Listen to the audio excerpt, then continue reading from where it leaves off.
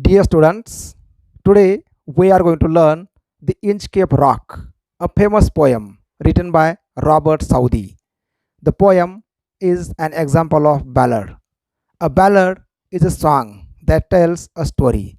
In this poem, we will learn a story of an abbot and a sea pirate. The poem gives a moral lesson too. In this lecture, you will learn some important things about the poem, analysis of all the stanzas, poetic devices, and appreciation of the poem. Before learning the poem, you should know some important things about the poem. Some important things to remember. Abbot, the head of an abbey. Abbey is a church building where monks or nuns live.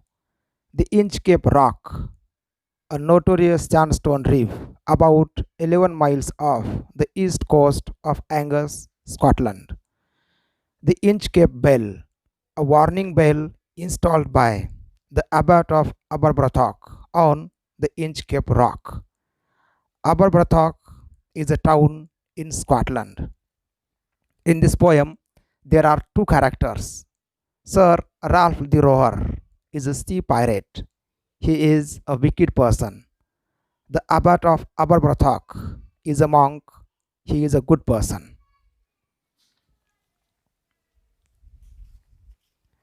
Now, come to the poem. This is a long narrative poem. There are 17 stanzas in it. Every stanza has 4 lines. So, we may say that there are 17 quatrains. Quatrain is a stanza of 4 lines. The poem is a ballad that tells a story. In other words, we may say this is a story in a poetic form. Let's learn all the stanzas one by one. Now come to stanza number 1. No stir in the air, no stir in the sea. The ship was as still as she could be. Her sails from heaven received no motion. Her keel was steady in the ocean. Now see the new words. Keel means the lowest part of the ship. Steady means staying the same or not changing. Now in the first stanza, the poet describes calm and quiet ocean. The air and the ocean were calm and quiet. The ship moved very smoothly over the water. The sails of the ship were motionless. Its keel was steady in the calm ocean. Now, in this stanza, the ship is personified. The ship is described as a person. See the rhyming words sea and be, motion and ocean. Now, here the first line rhymes to the second, and the third line rhymes to the fourth. So, the rhyme scheme is AABB. The same rhyming pattern is followed throughout the poem. Now come to stanza number 2. Without either sign or sound of their shock, the waves flowed over the Inchcape Rock. So little they rose, so little they fell. They did not move the Inchcape Bell. Now in this stanza, the poet tells us the sea waves gently passed over the Inchcape Rock because of the calmness of the ocean. The ocean waves did not move the bell placed on the Inchcape Rock. Stanza number 3. The Abbot of Aberbrothock had placed that bell on the Inchcape Rock. On a buoy in the storm, it floated and swung, and over the waves its warning rung. Now see the new words from the stanza. Buoy, floating object anchored in the sea to mark dangerous places. In this stanza, the poet introduced the Abbot of Aberbrothock. The bell had been placed on the Inchcape Rock by the abbot, by the monk. During the storm, the sea waves struck it, ringing the bell as a warning. Stanza number 4.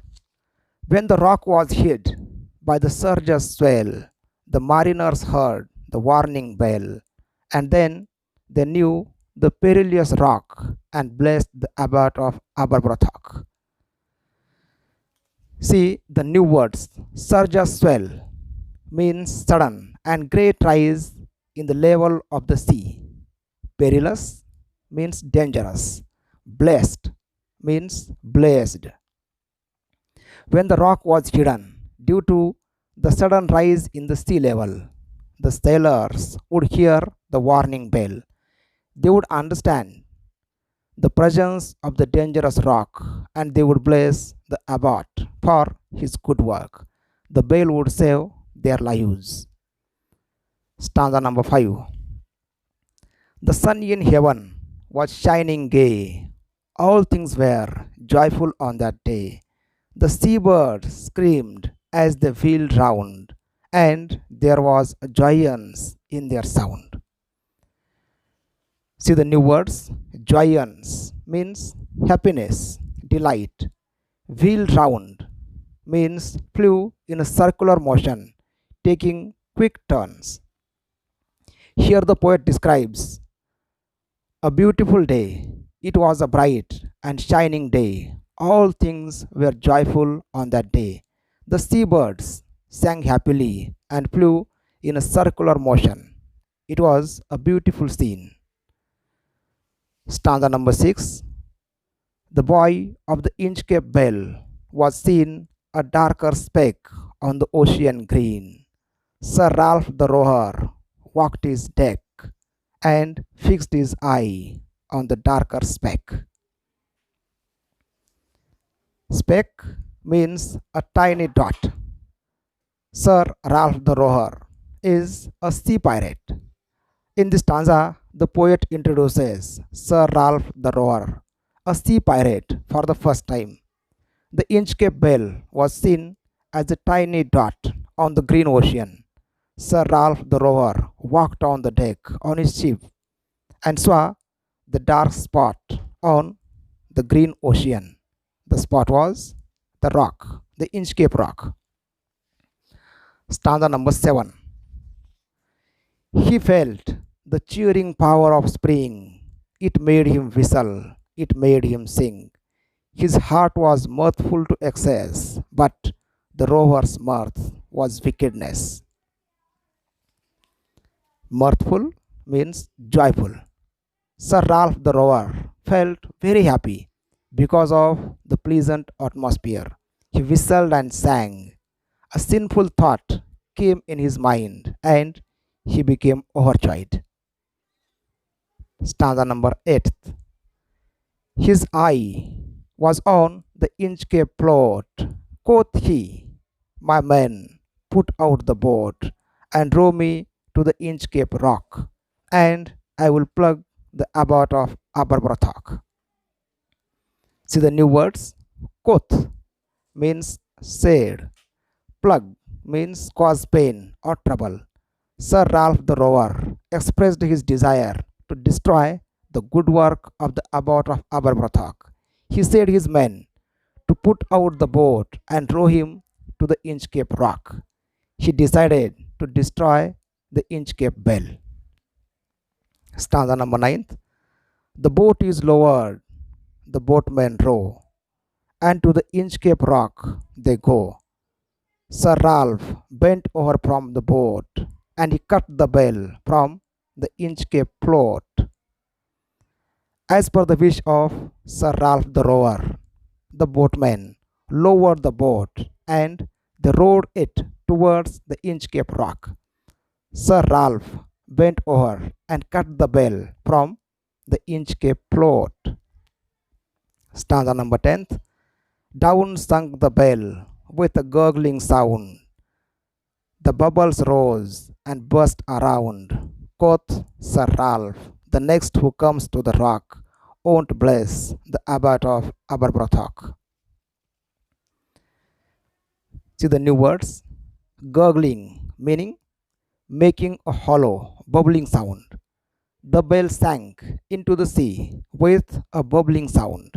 The bubbles rose and burst on the surface of the water. Sir Ralph the rover said that the mariners who will come here to the rock, they will not bless the abbot because his good work was destroyed. Sir Ralph the rover did this bad job because of jealousy. Stanza number 11. Sir Ralph the rover sailed away. He scoured the seas for many a days, and now grown rich with plunder store, he stays his course for Scotland's shore. Plunder store means looted wealth. Steers means directs the course of ship. Sir Ralph the rover, after cutting the Inchcape bell, sailed away. He was a sea pirate, so he robbed many ships and became a rich person. One day, he decides to move towards the Scotland shore. Stanza number 12. So thick a haze overspreads the sky, they cannot see the sun on high. The wind hath blown a gale all day, at evening it hath died away. See the new words? Haze means thin mist. Gale means strong wind. Here the poet describes the gloomy atmosphere on that day when Sir Ralph was traveling to Scotland. There was mist everywhere. They could not see the sun. The strong wind was blowing all the day, but at evening time there was no wind. Stanza number 13th. On the deck of the rover takes his stand. So dark it is, they see no land. Quoth Sir Ralph, it will be lighter soon, for there is the dawn of the rising moon. Sir Ralph stands on the deck. It was very dark. Sir Ralph and his crewmen were unable to see the land, but Sir Ralph hopes that it would soon be bright because of the rising moon. Stanza number 14. Cast here, said one, the breakers roar, for methinks we should be near the shore. Now, where we are, I cannot tell, but I wish I could hear the Inchcape bell. See the new words? Canst means cannot. Methinks. Methinks is an archaic word. Old English words are called archaic words. Methinks means I think. One of his crewmen heard the breakers roar and said that they might be near the shore, but he is not sure. He remembers the missing Inchcape bell. The bell was a true guide to the sailors in difficulty, but the bell was no more. Stanza number 15th. They hear no sound. The swell is strong, though the wind hath fallen, they drift along, till the vessel strikes with a shivering shock. O Christ, it is the Inchcape Rock. New words. Drift means move slowly.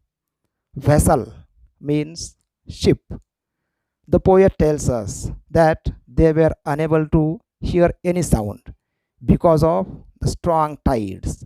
Though there was no wind, the ship has drifted off towards the Inchcape Rock. Their ship collided to something, and they understood that this is the Inchcape Rock. Stanza number 16. Sir Ralph the rover tore his hair. He cursed himself in his despair. The waves rush in every side. The ship is sinking beneath the tide. Tore means pulled hard. When the ship collided to the Inchcape Rock, Sir Ralph pulled his hair in great sorrow. He blamed himself for his act of cutting off the Inchcape bell. He lost all hope. His ship sank beneath the tide, and the wicked man lost everything. Stanza number 17th. But even in his dying fear, one dreadful sound could the rover, a sound as if with the Inchcape bell, the devil below was ringing his knell. See the new word, knell, means the sound of a bell rung solemnly after death. The boat was sinking. Sir Ralph heard a dreadful sound. He thought that it was the sound of the Inchcape bell, and the devil was ringing his knell. In this way, Sir Ralph lost everything because of his wrongdoing, because of his jealousy. The poem gives a moral lesson to the learners. Evil digs a pit for others, but falls into the same. We should never forget the proverb, as you sow, so shall you reap. Poetic devices in the poem. Poetic devices are also called the figures of speech. The poem, The Inchcape Rock, is a decorative poem. Robert Southey used a lot of beautiful expressions and poetic devices in this poem. Simile, metaphor, repetition, alliteration, inversion, personification, apostrophe, onomatopoeia. Such figures of speech are used in this poem. Simile, a direct comparison between two different things or objects, is called simile. In this figure of speech, the word as or like is used to compare the two dissimilar things. For example, the ship was as still as she could be. Now, in this example, the ship is compared to the ship which is still or unmoving. Metaphor, an indirect comparison between two different things or objects, is called metaphor. In this figure of speech, one thing is described as another. Example, for there is the dawn of the rising moon. Now, here, the rising moon is indirectly compared to dawn. Alliteration, repetition of a consonant sound in two or more neighboring words, is called alliteration. The repeated sounds are usually the first or initial sounds. See the example, without either sign or sound of their shock. Now here, sound s is repeated, sign or sound s comes twice. So this is an example of alliteration. Repetition. In this figure of speech, a word or an expression is repeated to create poetic effect. For example, no stir in the air, no stir in the sea. Now, the expression no stir is repeated twice in the line. So, this is an example of a repetition. Inversion. In this figure of speech, word order is disturbed.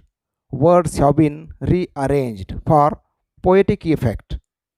For example, quoth he, my men put out the boat. Now, in this example, the word order is changed. The correct word order should be he quoth, my men put out the boat. Personification. Personification is a figure of speech where non living objects are described like people. Non human objects act like human beings. Example, the ship was still as she could be. Now, in this line, the ship is personified. The ship is described as a person. So, this becomes an example of personification. Antithesis. Anti means opposite, and thesis means ideas. In this figure of speech, two opposite ideas or words are brought together. See the example. So little they rose, so little they fell. Now, in this example, rose and fell are the two opposite words. So, this is an example of antithesis. Apostrophe. In this figure of speech, an absent person or dead person or a non human object is addressed. For example, O Christ. Now, here a direct address has been made to the entity that is not present. Onomatopoeia. Remember the pronunciation. Onomatopoeia is a figure of speech in which words are used to imitate sounds. For example, the devil below was ringing his knell. The word ringing denotes the sound made by the bell. This is an example of onomatopoeia. Rhyme scheme. In the every stanza of the poem, the first line rhymes to the second and the third line rhymes to the fourth. So, the rhyme scheme is AABB. The rhyme scheme adds musical quality to the poem. Quatrain. A quatrain is a type of stanza consisting of 4 lines. There are 17 quatrains in our poem, The Inchcape Rock. Ballad. A ballad is a song that tells a story. Ballads can be dramatic, funny, or romantic. The poem, The Inchcape Rock, is an example of ballad. Appreciation of the poem. Write an appreciation of the poem, The Inchcape Rock. Use the given points about the poem or poet and the title, the theme, the language and poetic devices, the story in brief, message and morals in the poem, your opinion about the poem. Point number 1, about the poem or poet and the title. The Inchcape Rock is a long narrative poem of 17 stanzas written by Robert Southey. He was the poet laureate of England from 1813 to 1843. His poems are didactic in nature. The Inchcape Rock is also a poem with a moral lesson. The poem is an example of a ballad. The poet was inspired by the legendary story of a pirate who got punishment of his wrongdoings. The title of the poem shows the place where the story took place. The Inchcape Rock is a notorious sandstone reef about 11 miles off the east coast of Angus, Scotland. The theme. The poem, The Inchcape Rock, is didactic in nature. The theme of the poem is that those who do bad things will ultimately be punished. There is poetic justice in life. We learn the message: as you sow, so shall you reap. Evil digs a pit for others, but falls into the same. The language and poetic devices. Robert Southey used decorative language in this poem. The poem is an example of a ballad. There are 17 quatrains in this ballad. This is a long narrative poem with the rhyme scheme AABB. Simile, metaphor, alliteration, antithesis, personification, apostrophe, onomatopoeia. Such poetic devices make the poem more attractive. The story in brief. The abbot of the Aberbrothock placed a bell on the Inchcape Rock to avoid the sea accidents and to guide the mariners. While traveling, the mariners would listen the Inchcape bell and they would understand the location of the dangerous Inchcape Rock. They would bless the abbot of Aberbrothock for his good work. Sir Ralph the Rover was a sea pirate. One fine day, he spotted the Inchcape bell, and because of jealousy, he cut the bell from the boy. He thought that now nobody will bless the abbot of Aberbrothock. Afterwards, the sea pirate, Sir Ralph the Rover, robbed many ships and became rich. One day, he decides to move towards the Scotland shore. While traveling to Scotland, the weather was not good. Sir Ralph and his crewmen were unable to see the land. Their ship collided to something, and they understood that it is the Inchcape Rock. Sir Ralph blamed himself for his act of the cutting of the Inchcape bell. He lost all hope. He lost his life. His ship sank beneath the tide. Message and morals in the poem. The poem conveys a moral lesson through the story depicted in it. The wicked sea pirate, Sir Ralph, received the punishment because of his wrongdoings. He got poetic justice.